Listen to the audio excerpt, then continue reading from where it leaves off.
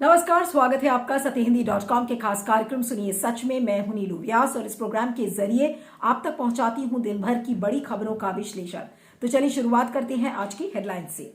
खराब मौसम बताकर मोदी की सभा कैंसिल, जयंत का कटाक्ष, बीजेपी का मौसम खराब। शाहरुख ने दुआ पढ़ी, बीजेपी आईटी सेल ने उगला जहर। दुष्कर्मी गुरमीत राम रहीम को 21 दिनों की जेल से छुट्टी, पंजाब चुनाव से जुड़े हैं तार। कर्नाटका में हिजाब पर लगातार बढ़ रहा है बवाल, विरोध प्रदर्शन जारी।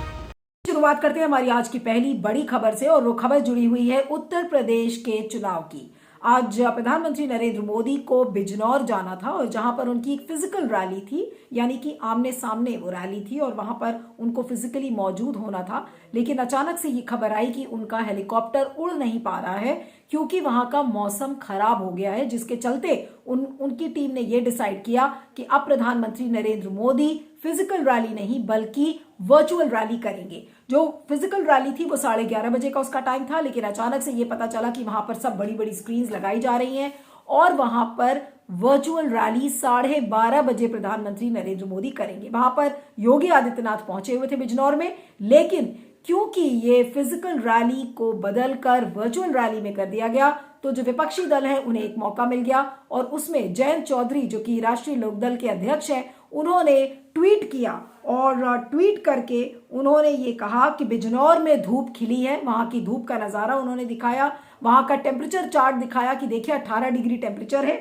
तो उन्होंने ट्वीट करके ये कहा कि बिजनौर में धूप खिली है, बीजेपी का मौसम ऐसा लग रहा है खराब है। और आज जयंत चौधरी उनको मेरठ में संबोधन करना था और ये जो पीएम की जो रैली थी ये वर्धमान कॉलेज में होने वाली थी, वहां पर सारी व्यवस्था हो चुकी थी, लेकिन बावजूद इसके प्रधानमंत्री नरेंद्र मोदी वहां पर फिजिकल रैली के लिए नहीं पहुंचे। बहुत सारी अटकलें लग रही हैं कि प्रधानमंत्री नरेंद्र मोदी को सुनने के लिए ही वहां कोई नहीं पहुंचा, भीड़ वहां पर नहीं थी। इसलिए जो चीजें हमने पंजाब में देखी थी कि भीड़ के न होने के चलते प्रधानमंत्री नरेंद्र मोदी ने अपनी रैली को रद्द कर दिया गया, तो इससे विपक्षी दलों को मौका मिल गया कि देखिए बीजेपी का ऐसा लग रहा है मौसम खराब हो गया है। तो जो विपक्षी दल है वो भी काफी हमलावर है बीजेपी के ऊपर, लेकिन पश्चिमी उत्तर प्रदेश में जिस तरीके से बीजेपी की जो कठिनाइयां हैं वो बढ़ती जा रही हैं और कल चुनाव कैंपेन का आखिरी दिन है। 10 फरवरी को पहले चरण का चुनाव है जो कि बागपत, शामली और जो पूर्व पश्चिमी उत्तर प्रदेश का इलाका है और वहां पर आपने देखा था कि किस तरीके से बीजेपी के नेताओं को भगाया जा रहा था, वहां से उनको खदेड़ कर भगाया जा रहा था।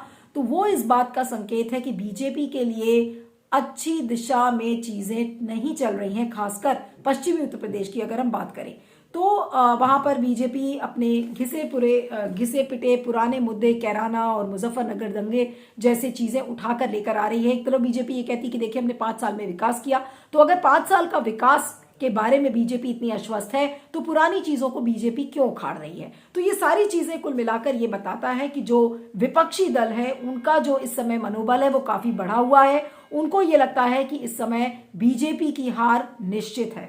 अब जनता ये तय करेगी कि क्या होगा और ये पता चलेगा 10 मार्च को। इसके बारे में फीडबैक दीजिएगा, मैं आगे चलती हूँ। बात करते हैं अपने दूसरी खबर की और दूसरी खबर आपने देखा था कि कल देश ने जो नाइटिंगेल ऑफ इंडिया है लता मंगेशकर, उनको देश ने खो दिया था और तमाम टीवी चैनल्स जो उनकी अंत्येष्टि थी उसको दिखा रहे थे और उसमें सभी फिल्मी सितारे और बड़े बड़े जगत के लोग सब पहुंचे हुए थे श्रद्धांजलि देने के लिए लता मंगेशकर को। उनमें से हमने शाहरुख खान के विजुअल्स भी देखे जो बॉलीवुड एक्टर हैं और शाहरुख खान का एक विजुअल जो काफी वायरल हुआ सोशल मीडिया पर और वो था कि जब वो अपने सेक्रेटरी पूजा डडलानी के साथ दुआ पढ़ रहे थे। जब अंत्येष्टि चल रही थी तो वो लता मंगेशकर जी के लिए दुआ पढ़ रहे थे और पूजा डडलानी बगल में हाथ जोड़कर और प्रार्थना कर रही थी। अब ये जो विजुअल था इस विजुअल ने सबका मन जीत लिया और कहा कि देखिए ये जो भारत की प्रभुता है वो उसको दर्शाता है और किसी भी तरीके की नफरत होगी वो नफरत इस चीज को कभी भी काबू नहीं कर सकती कि देखिए जो 2 अलग अलग धर्म हैं उस धर्म के लोग लता मंगेशकर जैसी पर्सनालिटी को श्रद्धांजलि दे रहे हैं। लेकिन इस विजुअल का दुरुपयोग किसने किया? इसका दुरुपयोग करने वाले और कोई नहीं बल्कि बीजेपी आईटी सेल के लोग थे और एक ट्वीट भी था जिसने कि इस विजुअल को देख के कहा कि no hate can conquer this. लेकिन अब ऐसा कैसे होता कि बीजेपी की आईटी सेल जहर ना उगले। अब अरुण यादव हैं जो बीजेपी के हरियाणा के जो लीडर है, स्टेट इंचार्ज है आईटी सेल के, तो उन्होंने एक शॉर्ट क्लिप, एक छोटी सी क्लिप शाहरुख खान की शेयर किया और उसमें उन्होंने कहा कि क्या ये थूक रहा है, यानी कि उसमें ये दिखाया गया था उस क्लिप में कि शाहरुख खान दुआ पढ़ने के बाद वो अपने मुंह से हवा निकालते हुए, उन्होंने मास्क निकाला और मुंह से हवा निकाल रहे थे और उस चीज को लेकर उन्होंने हवा में फूंका और उस फूंक के लिए अरुण यादव ने कहा कि क्या ये थूक रहे हैं और इसको लेकर तमाम लोग लिखने लगे कि ये तो अच्छी बात नहीं है और ये तो अपमान है एक तरीके से लता मंगेशकर का। अब जिन्हें इस्लाम धर्म की समझ नहीं है शायद वो लोग ये काम कहेंगे, ये काम करेंगे, लेकिन अगर आप किसी भी पढ़े लिखे मुसलमान व्यक्ति से बात करिए और जिसकी थोड़ी भी धर्म में आस्था है तो वो ये कहता है कि जब आप दुआ पढ़ते हैं तो दुआ पढ़ने के बाद आप फूंक मारते हैं हवा में ताकि जितनी भी जो इविल स्पिरिट्स हैं उनको एक तरीके से दूर किया जाता है। तो उस चीज का देखिए आपने किस तरीके से बीजेपी की आईटी सेल दुरुपयोग कर रही है, क्योंकि शाहरुख खान है, मुसलमान समुदाय से है, उनके बारे में उल्टी सीधे बातें करनी थी बीजेपी आईटी सेल को, तो उन्होंने बीजेपी आईटी सेल ने टारगेट करना शुरू किया। उसी तरीके से चंद्र कुमार बोस ने भी काफी बीजेपी को इसमें आड़े हाथों लिया और जो कि नेताजी सुभाष चंद्र बोस के ग्रैंड नेव्यू हैं, उन्होंने भी कहा कि India's culture can not digest this kind of begets, यानी कि जो भारत की जो संस्कृति है वो इस तरीके के कट्टरपंथी लोगों के लिए नहीं बनी है।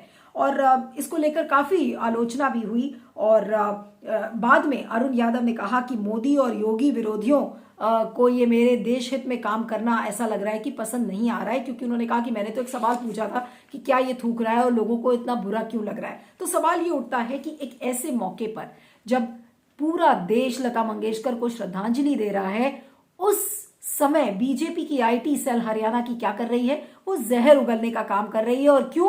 क्योंकि वो शाहरुख खान है, एक खास समुदाय से आते हैं, तो उनको टारगेट करने का काम कर रही है। तो ये बीजेपी की आईटी जो सेल है, इससे बड़ी बिगेटरी और क्या होगी, ऐसा दोगलापन क्या होगा। एक तरफ आप श्रद्धांजलि देते हैं और दूसरी तरफ आप एक खास समुदाय के लोगों को टारगेट करते हैं। तो ये एक तरीके से बीजेपी को बेनकाब करता है कि बीजेपी का एक सूत्री एजेंडा है, चाहे वो मौत में शरीक करे या फिर किसी एक अच्छे इंसिडेंट में शरीक करे या किसी अच्छे मौके पर शरीक करे, उनका एक ही मुद्दा है, वो ये है कि मुसलमानों को टारगेट करो।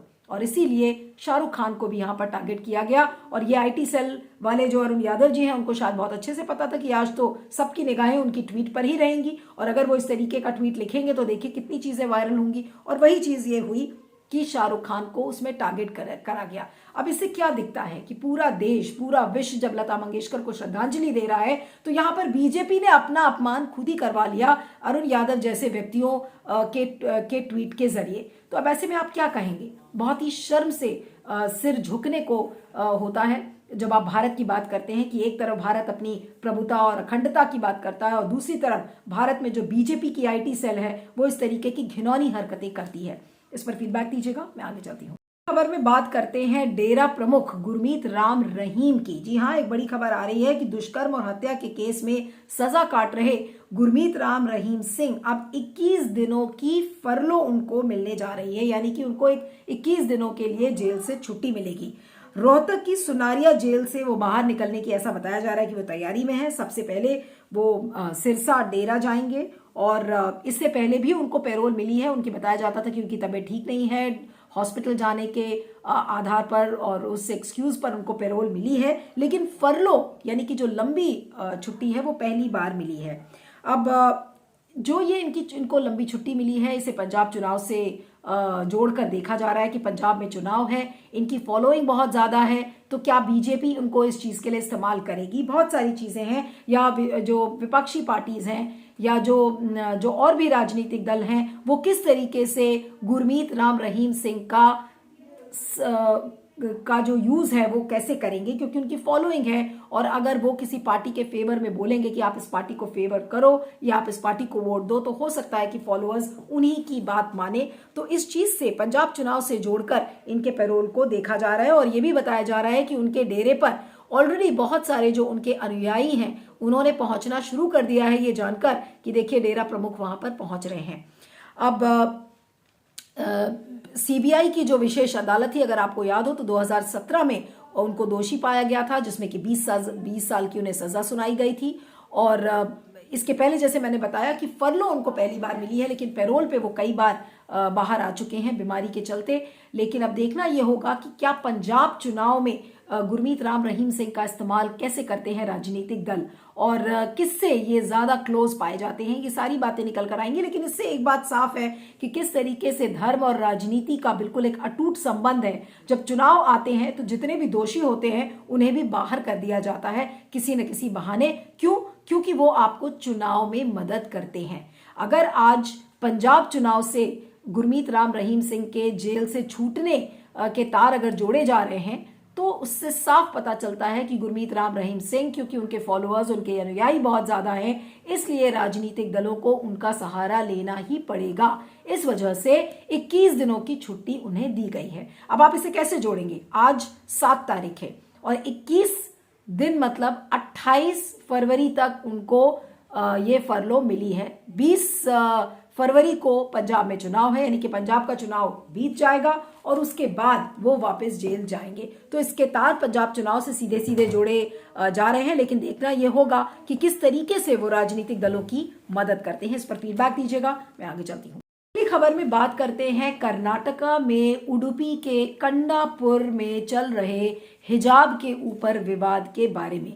जो पूरा विवाद है वो अभी भी चल रहा है। क्लास में हिजाब पहनने की अनुमति के लिए छात्राएं अड़ी हुई हैं और अभी ये बताया जा रहा है कि कॉलेज के पास से 2 आरोपियों को गिरफ्तार किया गया है और ये बताया जा रहा है कि ये जो 2 आरोपी थे इनके पास घातक हथियार मिले थे और ऐसा लग रहा है कि हत्या का प्रयास ये कर सकते थे या दंगा करने के हिसाब से वो हथियार लेकर आए थे और आपराधिक साजिश को अंजाम देने की कोशिश कर रहे थे। लेकिन ये भी कहा जा रहा है कि ये जो दोनों आरोपी हैं ये छात्रों के प्रदर्शन का हिस्सा नहीं थे। अब इन दोनों आरोपियों का राजनीतिक दलों से जुड़ाव है या नहीं ये कहना अभी मुश्किल है। लेकिन इस तरीके से आरोपी अगर इस छात्र आंदोलन में घुस रहे हैं जहां पर कि छात्राएं अड़ी हुई थी हिजाब के विवाद को लेकर, और ये मामला और भी तूल पकड़ रहा था क्योंकि आपने देखा था कि भगवा शॉल पहनकर कुछ छात्रों ने भी विरोध करना शुरू कर दिया था। यानी कि हिंदू बनाम मुसलमान की जो लड़ाई इस कंडापुर, उडुपी के कंडापुर कॉलेज में वहां पर नजर आ रही थी। तो ये साफ बात का संकेत है कि किस तरीके से एक सांप्रदायिक माहौल बनाने की कोशिश की जा रही है ताकि वहां पर कम्युनल टेंशन हो जाए।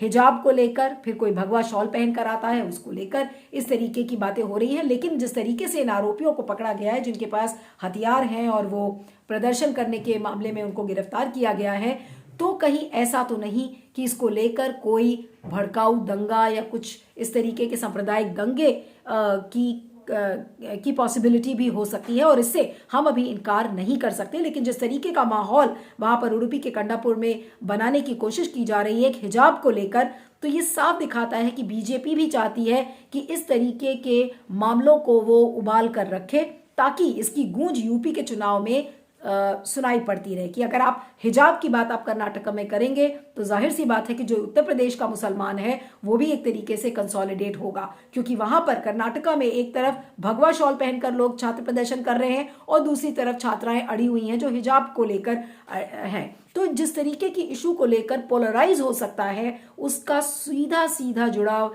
ऐसा लग रहा है कि यूपी चुनाव में भी देखने को मिल सकता है और ये सारी चीजें उसी दिशा में ऐसा लग रहा है कि हो रही हैं। इस पर आपका क्या फीडबैक है जरूर बताइएगा। सुनिए सच की खबरों में इतना ही। मुझे आप ट्विटर पर फॉलो कर सकते हैं, मेरा ट्विटर हैंडल है @नीलू317। आप देखते रहिएगा सुनिए सच और बने रहिएगा साथ ही हिंदी पर। लेकिन चलते चलते आपको यह भी बताना चाहती हूं कि थोड़ी ही देर में जब मैं ये रिकॉर्ड कर रही हूं ये प्रोग्राम, तो प्रधानमंत्री नरेंद्र मोदी आज लोकसभा के अंदर मोशन ऑफ थैंक्स के ऊपर बोलेंगे और उसी राष्ट्रपति के अभिभाषण पर अपना जवाब देंगे। ये वही अभिभाषण था जिसके पहले स्पीकर राहुल गांधी थे और उन्होंने एक बहुत ही बहुचर्चित और लोकप्रिय स्पीच दी थी जिसमें कि उन्होंने मोदी जी को राजा बताया था और कहा था कि देखिए 2 भारत की बात कही थी और बहुत ज्यादा पॉपुलर उनकी वो स्पीच हुई। लेकिन अब देखना यह होगा कि प्रधानमंत्री नरेंद्र मोदी उस राष्ट्रपति के अभिभाषण पर क्या कुछ कहते हैं और किस तरीके का हमला राहुल गांधी पर करते हैं। जिस तरीके की असमानता की बात राहुल गांधी ने की थी कि देखिए देखिए ये दो भारत है, जो कि एक बहुत गरीब है और दूसरा बहुत अमीर है। उसमें विदेश नीति की विफलता पे भी उन्होंने बातें कही थी। मोदी जी को उन्होंने राजा बताया था। ये सारी बातें कही थी। तो जाहिर सी बात है कि आज जब प्रधानमंत्री नरेंद्र मोदी बोलेंगे तो ये बातें उनके दिमाग से बाहर तो नहीं होंगी। उन सारी चीज़ों को ध्यान में रखकर ही मोदी जी का आज जवाब आएगा, और जब आप आएगा तो आप सत्य हिंदी पर आप उसे भी देख सकते हैं। Thank you so much.